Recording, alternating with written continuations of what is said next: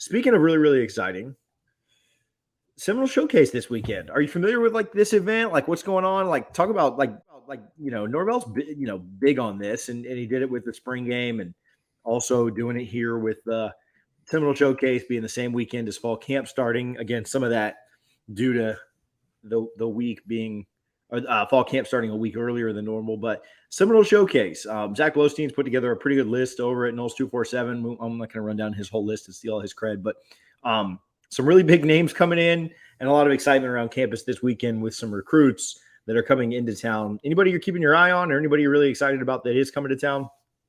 I mean, Hakeem Williams shows up. That's big, right? I think that's the name that we're all looking forward to. And every coach has this, right? Jimbo Fisher had the Seminole Showtime where he brought back a ton of old players his first time out. Willie Taggart had Saturday Night Live when he had seemingly every number one player at their position across the entire country at his first one. And Seminole Showcase is going to be Mike Norvell's one. So again, not uncommon. I love the fact that you parlay it with the start of fall camp, right? Because these players are going to get to go to practice and see firsthand, hey, if I come here, this is what I'm signing up for next year. So that's really exciting. A lot of big names coming.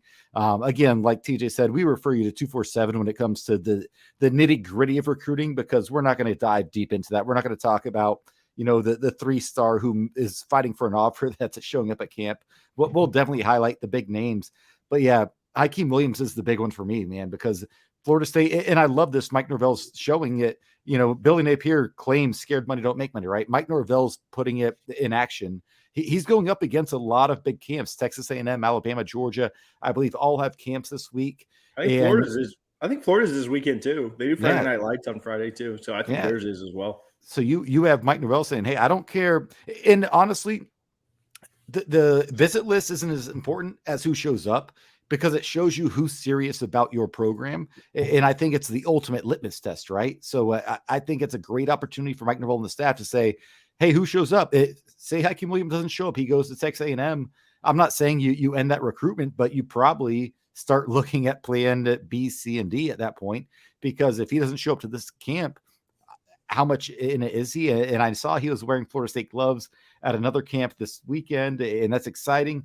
But yeah, I think it's all about who shows up, right? It lets you know, every recruit has their leaders, right? Their top 3, top 5. Well, where they show up this weekend really, really matters. And that's what I'm looking forward to the most. Yeah, no doubt about it. I like that there's a good mix of current commits and future prospects. Both offensive linemen are coming, Simmons and Kearney. Both Falk and Sampson are coming on the defensive line. A target we'll talk about here in just a minute, Blake Nicholson, a linebacker that we'll preview here in just a moment, is coming as well.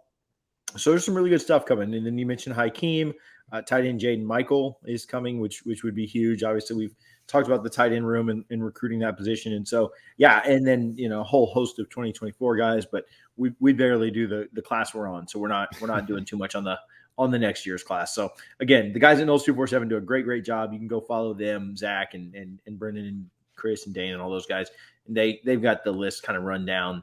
And so you can see that there at Noles247.com. Okay, Blake Nicholson, a linebacker that kind of going head-to-head against Oregon on this. He's gotten some crystal balls. He's gotten some projections and predictions to go to Florida State. We spoke about him, I believe, a little bit last week. I think we talked more about Brock Glenn last week, which still feel really good there. I mean, we won't go super deep into the Brock Glenn news unless you have anything new or any thoughts there. But Blake Nicholson, linebacker, 4-star, from the West Coast. It seems like you're kind of going head-to-head with Oregon again. Spoke with Newberg on Spaces. He feels really, really confident that they end up landing Nicholson. I think he's been out of the game just a little bit. But, man, this would be massive if Florida State could end the month with not only this huge visit weekend, you've got Hakeem and guys coming in that you're still targeting. You got current commits coming in, and you got a lot of positivity through July in recruiting and momentum there. If they could land Nicholson and Glenn, I think that does wonders for the class, because quarterback, I mean, we all know how important quarterback is. And then linebacker has been a very big struggle for us to land. This would be a notch in Randy Shannon's belt. He's new-ish on the job, only been there a few months in the linebacker position. So, I think I don't have Randy Shannon like the bottom of the list when it comes to recruiters or position coaches right now. That I know we kind of talk about the same guys over and over that aren't really carrying their weight. I don't really have Randy there because he's so new into that position. But this would be a big pickup if Florida State could pick up Blake Nicholson, 4-star linebacker prospect, again going head to head with Florida State and Oregon. There, thoughts around that recruitment? Yeah, like you mentioned, it's funny. It seems to be coming down to Mike Norvell and his coaching tree, right? Obviously, Dilly out in Oregon, and the head coach, the name that skips my mind right now, Dan Lanning. Dan Lanning, yeah, another Norvell disciple. So it's exciting. I did see, and I'll have to do some more research. Shame on me for not knowing this before here, but hey guys, I've been at work since 5 a.m., so give me a break. But I believe his family is moving from California to Florida. Which, if that's what I saw and it's accurate, that's a huge deal, because the fact that he was taking an multi-day unofficial visit, that means he's or his family is paying their own way to come to Tallahassee from California. That's a big deal, right? You get an official visit, it's always nice, but you never know. Carlos Williams has told the story. He took an official visit to USC knowing, dang well he had no intention of going there. He just wanted the free trip. Unofficial visits, it's up to the players and the parents to fund that trip. And for him to announce an unofficial multi-day before even coming for an official, I think that's a huge deal. And if his family is indeed moving back to Florida or moving across the coast to Florida, I think that's nothing but positive signs. Seminoles dropped the ball for Blake, and pretty exciting. Wiltfong dropped the ball for Oregon. So I'm excited. Are we going to see Norvell not only shove Lanning and Dilly into a locker, we might see Seminoles shove Wiltfong into a locker, which would be a first, right? Yeah, it'd be pretty crazy. Wiltfong doesn't miss on a lot of them, No. but there are a couple more predictions. Yeah, I mean, it says 75% Oregon, but I think that's just because of it's weird that there's two predictions. Those are and it's months ago, though. 75%. Yeah.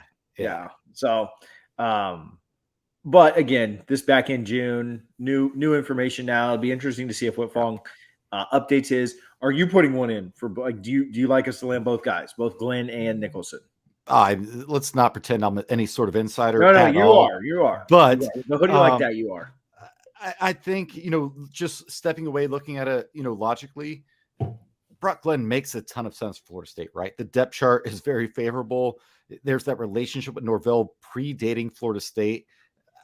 Ohio State already has their QB1 committed. LSU, again, we talked about it last week. If he commits before the dead period ends, I feel very good. I'd put it like a 7 on Florida State on the 1 to 10 meter.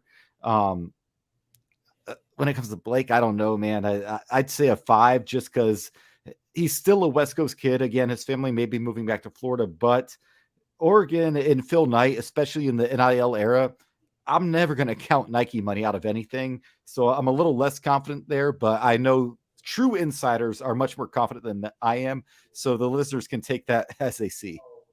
Yeah, I'll go slightly more confidence on Blake than you. Like, I won't call it 50 at like 50-50, but I'll go like 60-65. Like, I'm not all the way up to 70, but I feel pretty, more confident than not, right? Like 35% is still, I mean, a third, roughly a third. Like it could go either way, but I'll go slightly more confident there. Yeah, Glenn would be like 8 out of 10. Like that'd be like 8 or 9. Like I feel really, really good there. Especially if he commits before the dead period. Like I might put it like a 9.5 at that point.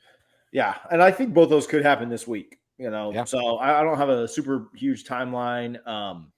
But Blake's could be while he's here on campus. Brock's could be anytime this week or before the end of the month. Hey, if you're watching.